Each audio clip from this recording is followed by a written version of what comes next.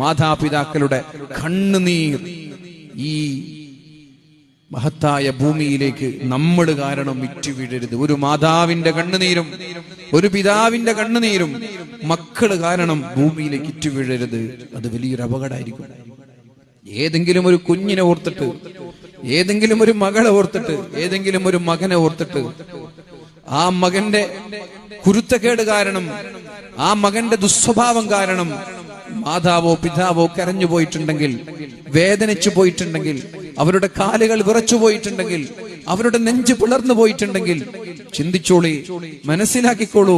ആ മാതാവിന്റെയും പിതാവിന്റെയും ആ വേദന നിങ്ങളുടെ ജീവിതത്തിൽ ഒരു 100 തവണയെങ്കിലും അനുഭവിക്കാതെ അള്ളാഹു നിങ്ങളെ തിരിച്ചു വിളിക്കൂല.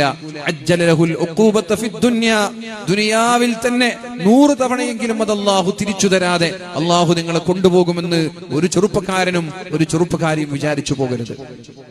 അവര് നമ്മുടെ ദൈവമല്ലെങ്കിലും അവർ അള്ളാഹുവിന്റെ ആരാധനകളോട് അള്ളാഹു ചേർത്ത് പറഞ്ഞ മഹാന്മാരാണ് നമ്മുടെ മാതാപിതാക്കൾ. നമ്മുടെ ജീവിതത്തിലൊക്കെ അപമര്യാദ വന്നു പോയിട്ടുണ്ടെങ്കിൽ അള്ളാഹു പുറത്തു തരട്ടെ.